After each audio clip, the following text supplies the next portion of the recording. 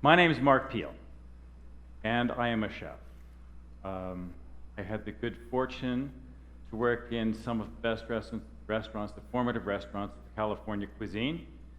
Starting out at Ma Maison under Wolfgang Puck. This is while I was going to school here at Cal Poly Pomona. I went on to help open Michael's in Santa Monica, then Chez Panisse in Berkeley. Finally, I opened Spago as a chef de cuisine, again under Wolfgang Puck. I guess you could say in the culinary world, I am OG. An OG, right? My feeling, my belief, what I was taught and what I firmly believe to this day is that ingredients should speak for themselves. So we don't anthropomorphize vegetables, let's say they should express themselves.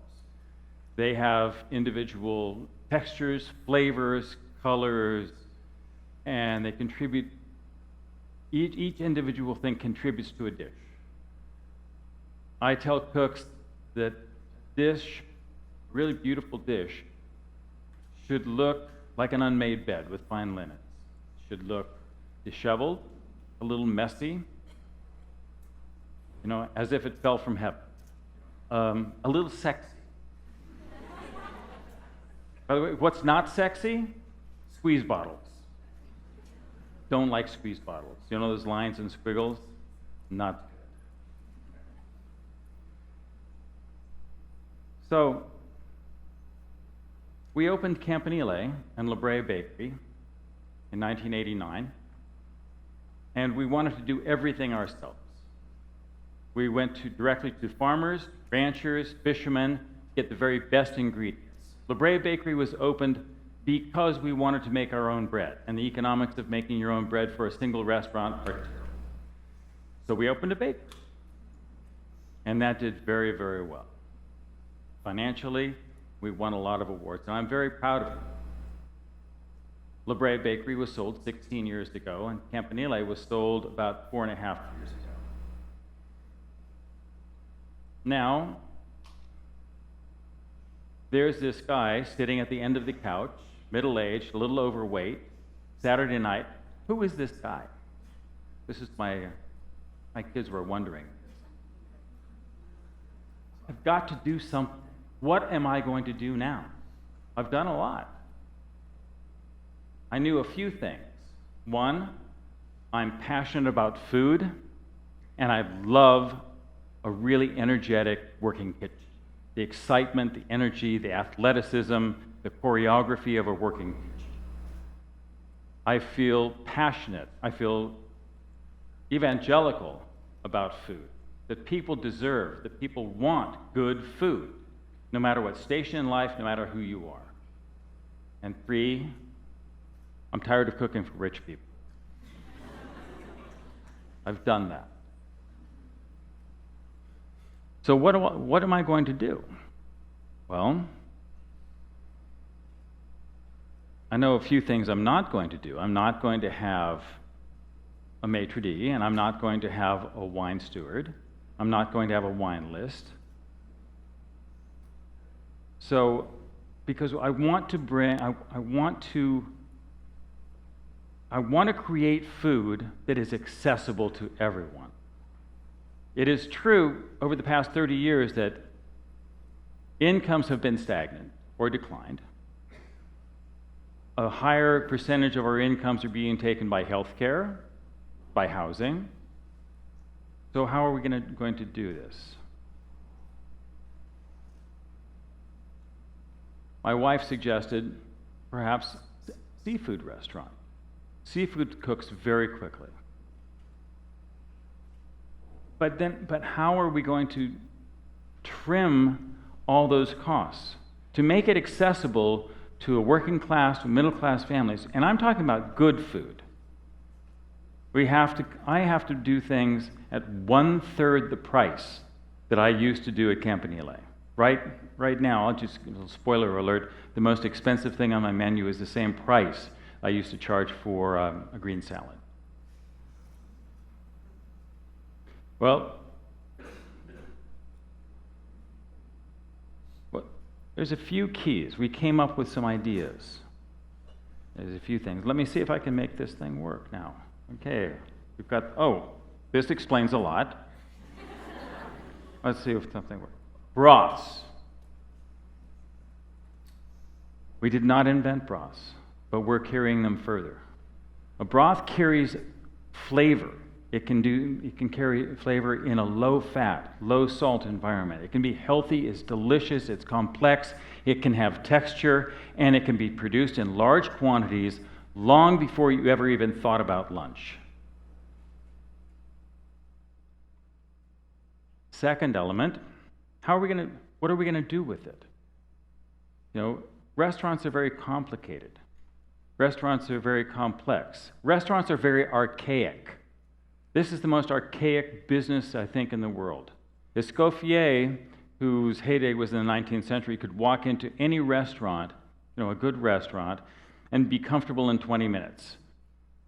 Antoine Carême, whose heyday was in the 18th century, would feel the same way. We have better lighting, we have better ventilation, and hopefully we have a little bit better hygiene. But it's the same thing. It's exactly the same thing for hundreds of years. Well, maybe. See those? Those are steam kettles. Let's see. There. Many restaurants, many hotels have steam kettles, but they're huge, and they're in the back. They're the size of small jacuzzis, two-person jacuzzis, and they make things in vast quantities. I wanted to do them in small quantities. I want to do them up front, in front of people. They're fast, they're clean, they're efficient. The boiler is in the back, produces high pressure steam. It comes up through one of those little one of the pipes in there, and the condensation goes out the other end. You never move them. They clean in place. They bring water to a boil in 45 seconds. You can have a lunch done in under 5 minutes. So what is the third element? The third element is the business model. Because you can make great food, if you can't deliver it, you're not in business.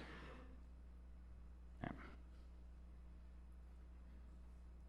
A high-end restaurant spends half of its labor cost on garnish. I know, I've done the numbers. So we eliminate the garnish. Where we concentrate the talent, the creativity, and the production in a central commissary where we can buy in bulk, where we can get the quantities, where we can get the qualities that we want, we can oversee it, and we can produce exactly what we want and then send it out to satellite locations. It's called the old hub and spoke. That's what we're going to do. That's what we are doing. And we can then have very small footprint locations in the satellites, 500 square feet. And the food is prepared up front, in front of people, so people can see exactly what they're going to get. Look, let's be honest. The world is going casual. The white tablecloth restaurant is moribund. There will always be a few multiple Michelin-starred restaurants out there, and they're great. And I love them, and I know those guys, and they're my friends. It's the same dance I've done before. This, to me, is very exciting. Here, let's look back at the kettles. I love my kettles. They're great. I love them. They're built solid. They hardly ever break down. And see, now I got distracted. It's like, these are my kettles.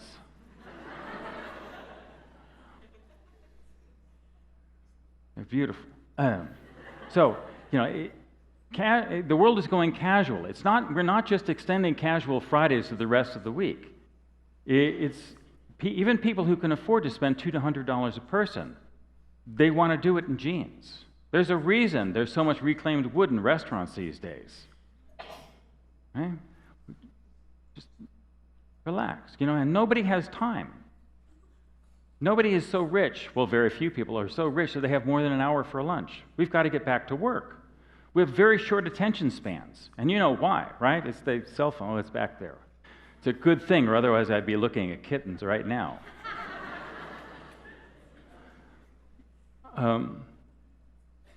So that's what we're doing, and that is what I'm passionate about. Just to recap, we do not need to spend a lot of money to have very good food.